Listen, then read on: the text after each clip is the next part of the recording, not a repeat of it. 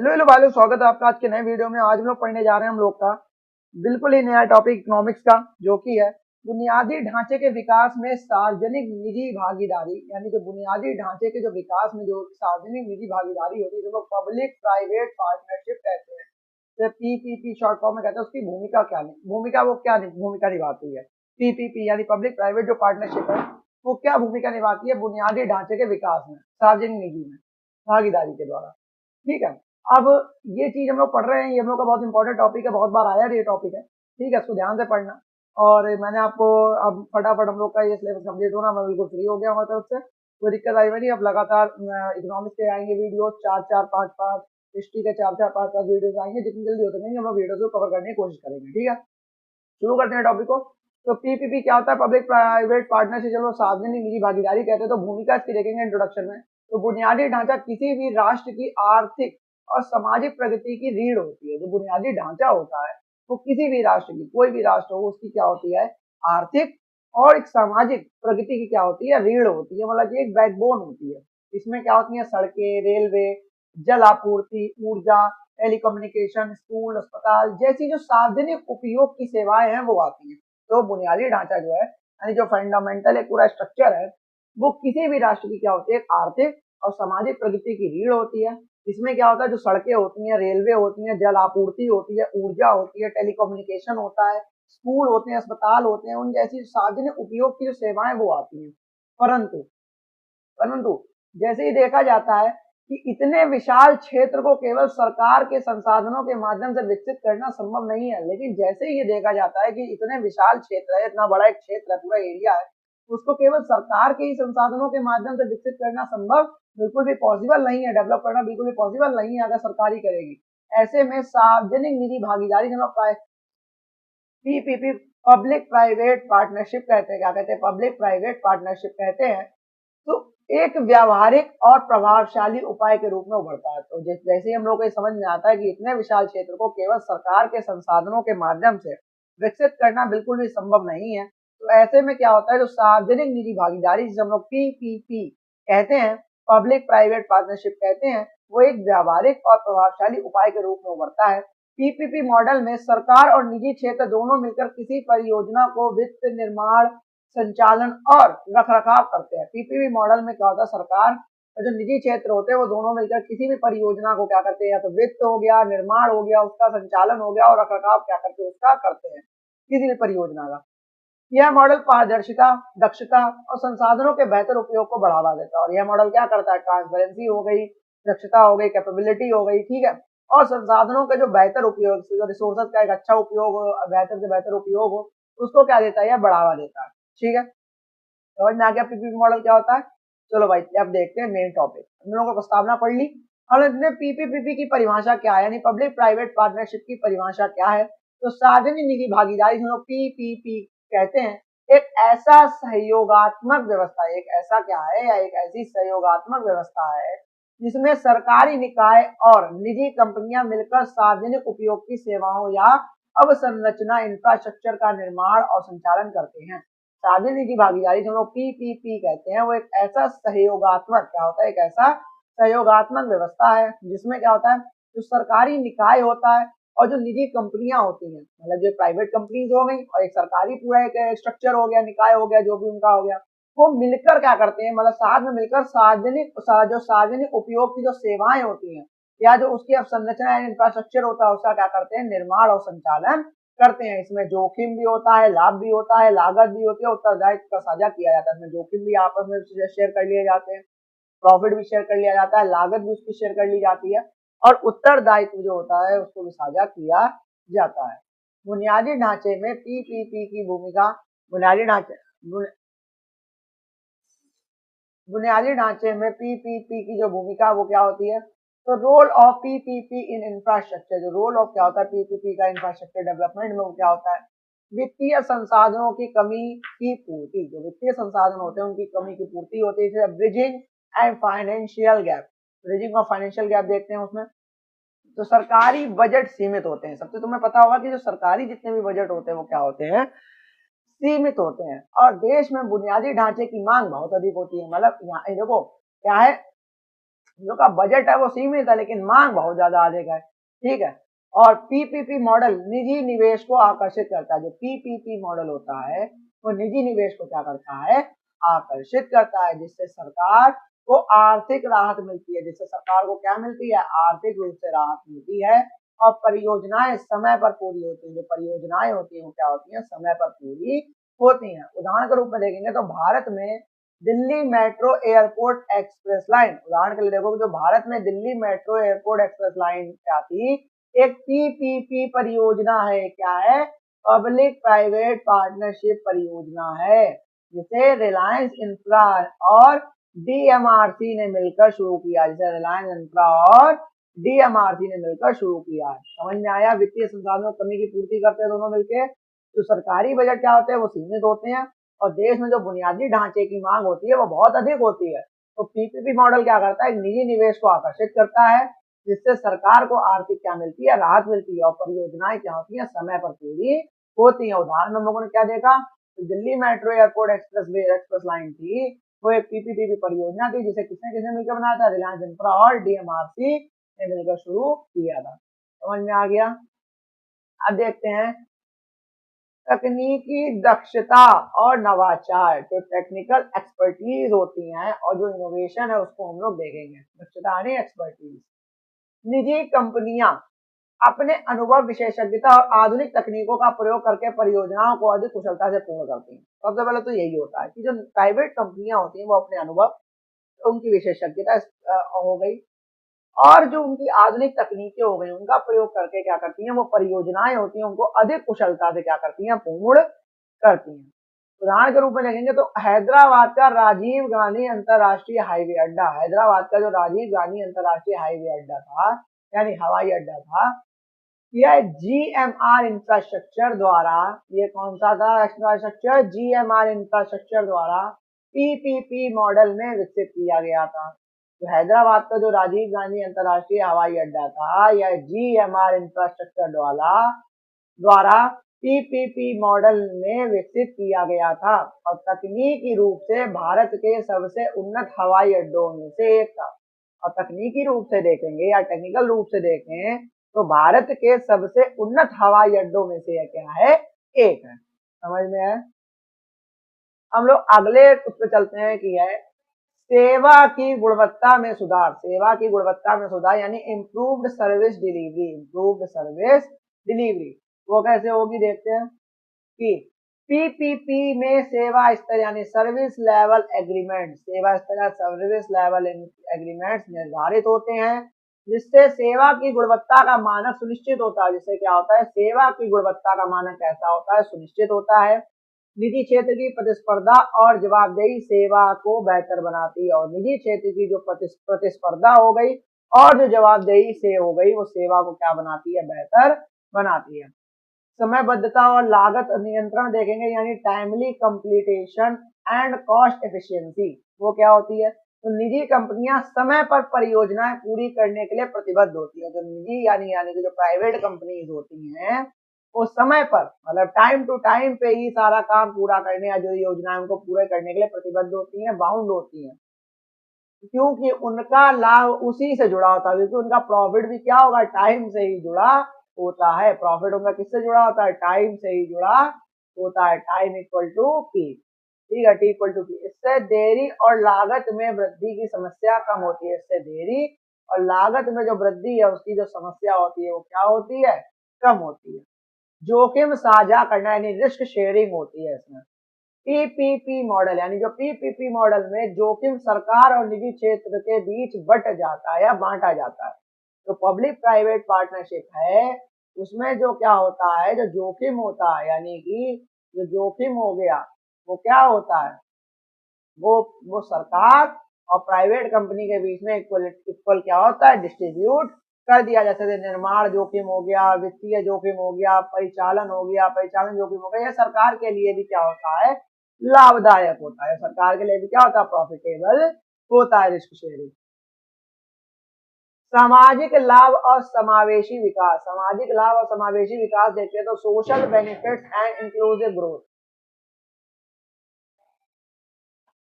सामाजिक लाभ और समावेशी विकास क्या होते हैं, social benefits and inclusive growth को देखेंगे तो सड़कें, बिजली, पानी, स्कूल, अस्पताल आदि तक पहुंच सभी नागरिकों के लिए आसान होती है। सड़कें, बिजली, पानी, स्कूल, अस्पताल आदि पहुंच, आदि तक जो पहुंच होती है वो सभी नागरिकों के लिए क्या होती है, आसान होती है, जिससे समावेशी विकास होता है। जिससे क्या होता है, समावेशी विकास होता है। पीपीपी से ग्रामीण और पिछड़े क्षेत्रों तक की सुविधाएं पहुंचाई जा सकती हैं। और पीपीपी से क्या होता है, ग्रामीण और पिछड़े क्षेत्रों तक भी सुविधाएं क्या हो की जा सकती है, पहुंचाई जा सकती हैं। समझ में आ गया। चलो भाई, अब देखते हैं पीपीपी के प्रमुख मॉडल यानी मेजर पीपीपी मॉडल्स क्या रहे हैं। मॉडल के नाम देखेंगे और विवरण इसका देखेंगे। तो बीओटी यानी बिल्ड ऑपरेटर ट्रांसफर एक मॉडल रहा है। इसमें निजी कंपनियां निर्माण करती हैं, संचालित करती हैं और बाद में सरकार को सौंप देती है। चलो बीओटी बॉट मॉडल यानी बिल्ड ऑपरेट ट्रांसफर मॉडल कहते हैं। इसमें पहले निजी कंपनियां उसको बनाएंगी, उसको संचालित करेंगी एंड देन बाद में सरकार को क्या कर देंगी, सौंप देंगी उसका पेटेंट। बूट मॉडल जिसे हम लोग कहते हैं build own operate transfer. Build own operate transfer मतलब कंपनी निर्माण करके कुछ समय तक मालिक बनी रहती है और फिर ट्रांसफर करती है। और कंपनी इसमें क्या करती है, पहले निर्माण करके कुछ समय तक मालिक बनी रहेगी और बाद में ही ट्रांसफर करेगी। डीबीएफओ यानी कि design build finance model. DBFO design build finance operate जो मॉडल है वो कैसा होता है, निजी पक्ष से डिजाइन करता है, निर्माण करता है, वित्त और संचालन करता है। और लीज मॉडल क्या होते हैं, निजी कंपनियां संचालन करती हैं लेकिन अवसंरचना सरकार की होती है। मतलब निजी कंपनियां संचालन तो करेंगी लेकिन जो संरचना होगी वो किसकी होगी, सरकार की ही होती है लीज मॉडल में। समझ में आ गया। चार टाइप के प्रमुख मॉडल होते हैं पीपीपी में, बॉट मॉडल, एक बूट मॉडल, एक डीबीएफओ मॉडल और एक हो गया लीज मॉडल। बॉट मॉडल में क्या होता है, निजी कंपनियां निर्माण करती है, बाद में सरकार को सौंप देती है, ठीक है, संचालित करती है, बाद में सौंप देती है। बूट में क्या होता है, कंपनी निर्माण करेगी, कुछ समय तक मालिक बनी रहेगी और उसके बाद ट्रांसफर करेगी। डीबीएफओ में क्या होता है, निजी पक्ष से डिजाइन करता है, निर्माण करता है, वित्त भी करता है और संचालन भी वही करता है। और लीज मॉडल में कंपनी संचालन तो करेगी निजी कंपनी, बट अब संरचना किसकी होगी, सरकार की होगी। भारत में पीपीपी की स्थिति या status of PPP India. Bharat में पब्लिक प्राइवेट पार्टनरशिप की क्या स्थिति है देखते हैं। तो भारत सरकार ने राष्ट्रीय पीपीपी नीति, तो भारत सरकार ने राष्ट्रीय पीपीपी नीति, चलो वायबिलिटी गैप गैप फीडिंग योजना, फंडिंग योजना जैसे बीजीएफ और हाइब्रिड एन्युटी एन्युटी मॉडल जैसे एचएएन जैसी कई योजनाएं शुरू की हैं। भारत सरकार ने क्या करा है, राष्ट्रीय पीपीपी नीति, राष्ट्रीय पीपीपी नीति, वायबिलिटी गैप फंडिंग योजना होगी जिसे हम लोग बीजीएफ कहते हैं, और हाइब्रिड एन्युटी मॉडल एचएएम जैसी कई योजनाएं शुरू की हैं। उदाहरण के लिए देखेंगे तो राष्ट्रीय राजमार्ग विकास परियोजना जिसे हम लोग एनएचडीपी कहते हैं, स्मार्ट सिटी मिशन जिसे हम कहते हैं, और पीएम गति शक्ति योजना, पीएम गति शक्ति योजना जो थी वो हो गया। ये सब क्या है, पीपीपी की क्या है, एक नीति के अंदर की आती है। भारत सरकार ने राष्ट्रीय पीपीपी नीति क्या करी थी, वायबिलिटी गैप फंडिंग योजना, वायबिलिटी फंडिंग गैप फंडिंग योजना जब बीजीएफ और जो हाइब्रिड एन्युटी मॉडल एचएएम जैसी कई योजनाएं शुरू की थी, ठीक है, उसके अंतर्गत। उदाहरण के लिए राष्ट्रीय राजमार्ग विकास परियोजना एनएचडीपी था, ठीक है, स्मार्ट सिटी मिशन होगा, पीएम गति शक्ति योजना, ये सब हो गई। समझ में आ गया। भारत में स्थिति है इसकी। अब इसका लीगल पर्सपेक्टिव देख लेते हैं, क्योंकि आप एक लॉ स्टूडेंट है तो लीगल पर्सपेक्टिव आपको हर किसी से कनेक्ट करने में मदद करता है, कहाँ पे किसका क्या कानून रहेगा। पीपीपी के प्रभावी संचालन हेतु, पीपीपी के प्रभावी संचालन हेतु एक मजबूत कानूनी ढांचे की आवश्यकता होती है। पीपीपी के प्रभावी संचालन हेतु क्या होता है, एक मजबूत कानूनी ढांचे की आवश्यकता होती है। हालांकि भारत में पीपीपी के लिए कोई समर्पित कानून नहीं है। हालांकि जो भारत है उसमें पीपीपी के लिए कोई समर्पित कानून नहीं है, फिर भी विभिन्न कानूनों और नीतियों के तहत इसे नियंत्रित किया जाता है। मतलब कि भारत में पीपीपी के लिए कोई समर्पित मतलब एक एग्जैक्ट कानून नहीं है, बिल्कुल अलग कानून नहीं बना हुआ, कोई एक्ट नहीं बना हुआ, फिर भी इसमें विभिन्न कानूनों और नीतियों के द्वारा इसे नियंत्रित किया जाता है। जैसे पहला हो गया अनुबंध कानून, जिसे हम इंडियन कॉन्ट्रैक्ट एक्ट 1872 वाला हो गया अनुबंध कानून। पीपीपी परियोजनाएं निजी और सरकारी पक्ष के बीच अनुबंध पर आधारित होती है, कॉन्ट्रैक्ट पर आधारित होती हैं। सभी शर्तें, दायित्व, लाभ और विवाद समाधान इसी कानून के अंतर्गत ही आते हैं। सार्वजनिक अधिग्रहण कानून से लैंड एक्विजिशन एक्ट 2013 वाला, कई बुनियादी ढांचे की परियोजनाओं के लिए भूमि अधिग्रहण की आवश्यकता होती है। कानून सुनिश्चित करता है कि अधिग्रहण न्याय संगत हो और मुआवजा युक्त हो, ठीक है। पर्यावरण कानून देखते हैं। तो पीपीपी परियोजनाओं को पर्यावरण संरक्षण अधिनियम 1986, जल अधिनियम 1974, वायु अधिनियम 1981 के अंतर्गत पर्यावरणीय स्वीकृति लेनी होती है। मतलब पर्यावरण संरक्षण अधिनियम आपको बताया था 1986, जल अधिनियम 1974, वायु अधिनियम 1981 वाला। उसके अंतर्गत पर्यावरण की स्वीकृति किसी भी काम को, परियोजना को करने से पहले लेनी होती है। सूचना का अधिकार देना बहुत जरूरी होता है, आरटीआई एक्ट 2005 वाला। कुछ मामलों में पीपीपी परियोजनाएं भी आरटीआई के तहत आती हैं, जिससे पारदर्शिता बनी रहती है, ट्रांसपेरेंसी बनी रहती है। ठीक है, चलो भाई अब हम लोग देखते हैं कि उदाहरण और केस लॉ देखते हैं, इससे रिलेवेंट केस लॉ और एग्जांपल्स क्या बनते हैं। तो Reliance energy limited versus Maharashtra state road development corporation 2007 वाला। इस केस में पीपीपी परियोजना में पारदर्शिता और निष्पक्ष निविदा प्रक्रिया पर सवाल उठाया गया था। बॉम्बे हाई कोर्ट ने कहा था कि पीपीपी में सरकारी धन और सार्वजनिक हित जुड़े होते हैं, इसलिए फेयरनेस और ट्रांसपेरेंसी आवश्यक है। ठीक है, जैसे कि रिलायंस एनर्जी लिमिटेड जो था और versus Maharashtra state road development, जो Maharashtra state road development corporation थी, जो 2007 में मैटर हुआ था। तो इस केस में जो पीपीपी परियोजना में पारदर्शिता और निष्पक्ष निविदा प्रक्रिया पर सवाल उठाया गया था। बॉम्बे हाई कोर्ट ने यह कहा था कि जो पीपीपी में भी सरकारी धन, और सार्वजनिक हित क्या होते हैं, जुड़े होते हैं, इसलिए फेयरनेस और ट्रांसपेरेंसी क्या है, बहुत ज्यादा आवश्यक है। ठीक है, दूसरा केस था Delhi airport metro express private limited versus DMRC arbitration case था। उसमें क्या था, तो यह केस पीपीपी अनुबंधों में विवाद समाधान की जटिलताओं को दर्शाता है। यह केस क्या करता है, पीपीपी अनुबंधों में विवाद समाधान की जटिलताओं को दर्शाता है। कोर्ट ने यह स्पष्ट किया कि पीपीपी अनुबंधों में एर्बिट्रेशन क्लॉज का पालन करना अनिवार्य है। यह केस क्या करता है, पीपीपी अनुबंधों में विवाद समाधान की जटिलताओं को दर्शाता है। कोर्ट ने इसमें यह स्पष्ट किया था कि पीपीपी अनुबंध यानी कॉन्ट्रैक्ट में जो एर्बिट्रेशन क्लॉज है उसका पालन करना बहुत ज्यादा अनिवार्य है। समझ में आ गया। देन पीपीपी के लिए क्या चुनौतियां हैं, पीपीपी की क्या चुनौतियां, चैलेंजेस क्या है पीपीपी के लिए। तो अनुबंध विवाद और स्पष्टता देख बहुत ज्यादा इसमें अनुबंध विवाद हो गया या स्पष्टता हो गई। निजी पक्ष द्वारा लाभ पर अधिक जोर देना, परियोजनाओं में देरी और अधूरी परियोजनाओं को छोड़ देना, और भूमि अधिग्रहण में सामाजिक विरोध होना और पारदर्शिता की कमी होना, ये इसकी सबसे बड़ी चैलेंजेस हैं पीपीपी के। ठीक है, क्या निष्कर्ष देखते हैं क्या कह रहा है। कंक्लूजन कह रहा है कि सार्वजनिक निजी भागीदारी मॉडल, तो सार्वजनिक निजी भागीदारी मॉडल है बुनियादी ढांचे के क्षेत्र में क्रांतिकारी कदम है। सार्वजनिक निजी भागीदारी मॉडल बुनियादी ढांचे के क्षेत्र में क्रांतिकारी कदम है, जो भारत जैसे विकासशील देश की जरूरतों के अनुसार लचीलापन और दक्षता प्रदान करता है। ठीक है, और यह सरकार को आर्थिक बोझ से राहत देता है, जबकि नागरिकों को बेहतर सुविधाएं मिलती हैं।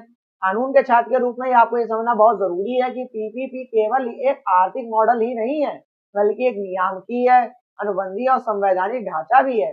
पीपीपी में कानूनी अनुशासन, नीतिगत स्पष्टता और सामाजिक जवाबदेही आवश्यक है, ताकि यह राष्ट्र निर्माण में एक प्रभावी उपकरण बन सके। समझ में आ गया निष्कर्ष। ठीक है, और यहाँ पे तक हम लोग का ये पूरा टॉपिक था, जो मेरे हिसाब से आपको समझ में आ गया होगा। और क्योंकि बहुत ज्यादा इंपॉर्टेंट टॉपिक होते हैं, क्योंकि रिवीजन चार्ट में समझना जरूरी होता है कि रिवीजन चार्ट में क्या कह रहा था। तो रिवीजन चार्ट हम लोग का बहुत जरूरी है, आ रहा है इससे रिलेटेड, क्योंकि रिवीजन चार्ट से बहुत ज्यादा रिलेटेड चीजें आ रही हैं। क्योंकि अगर आप इसका स्क्रीनशॉट लेके रख लेते हो, ऐसे इसका लेके रख लेते हो, देन आपको पेपर के एक दिन पहले भी अगर आप इसको एक देखोगे, एक आपने इसको रिवीजन मारा रिवीजन चार्ट पे, तो आपको पूरा आपको एक बार में रिवाइज होगा, अपने हिसाब से उसको लिख के आ सकते हो। ठीक है, पीपीपी की परिभाषा में क्या पढ़ के आया, सार्वजनिक और निजी क्षेत्र के बीच साझेदारी रहेगी। ठीक है, भूमिका इसकी क्या है, निवेश में वृद्धि करना, दक्षता और समयबद्ध कार्य करवाना। प्रमुख मॉडल्स के कौन से हैं, बॉर्ड, बूट, डीबीएफओ और लीज मॉडल। फिर कानूनी ढांचा क्या है, अनुबंध कानून, भूमि अधिग्रहण कानून, पर्यावरण कानून, कानूनी ढांचे इसके अंतर्गत ही आते हैं। उदाहरण में Delhi metro airport express, GMR airport, ये सब क्या है, हैदराबाद वाला एयरपोर्ट जो भी है। ठीक है, महत्वपूर्ण केस कौन से थे, रिलायंस एनर्जी वर्सेस एमएसआरडीसी वाला, और Delhi airport metro versus DMRC वाला। ठीक है, चुनौतियां क्या है इसमें, अनुबंध विवाद रहते हैं, लाभ प्रेरणा रहती है, पारदर्शिता की कमी है। इसका इसमें क्या निकल रहा है कि पीपीपी विकास का महत्वपूर्ण साधन है। पीपीपी विकास का क्या है, महत्वपूर्ण साधन, और कानून और नीतियों के अनुसार संचालन इसमें बहुत ज्यादा अनिवार्य है। ये हम लोग का इसका पूरा एक सारांश हो गया। तो मेरे हिसाब से आपको बहुत अच्छे समझ में आ गया होगा ये topic PPP public private partnership हम लोगों ने पढ़ा और बहुत ज्यादा इंपॉर्टेंट टॉपिक था। जैसे हम लोगों ने इसको समझा कि कैसे कैसे इसमें अधिग्रहण होता है, कैसे कैसे इसमें क्या क्या कानून आते हैं, कैसे कैसे इसमें पारदर्शिता बनी रहेगी, कैसे कैसे इसमें जो मूलभूत ढांचा उसका विकास होगा। तो प्राइवेट कंपनी और सार्वजनिक जो होते हैं वो मिलके इसमें काम करते हैं, उसमें रिस्क मैनेजमेंट हो जाता है, मतलब रिस्क बढ़ जाता है, आराम से दोनों लोग मिलके इसको अपने देश में उसको बढ़ाते हैं, डेवलप करते हैं। ठीक है, और यही टॉपिक था। अगले टॉपिक में हम लोग मिलते हैं। मेरे अगर नहीं समझ में आया तो 1.5 एक्स स्पीड लगा के एक दो बार आप देख लोगे, आपको बहुत अच्छे समझ में आ जाएगा। और ऐसे ही वीडियोस आते रहेंगे। तब तक के लिए जय हिंद, जय भारत।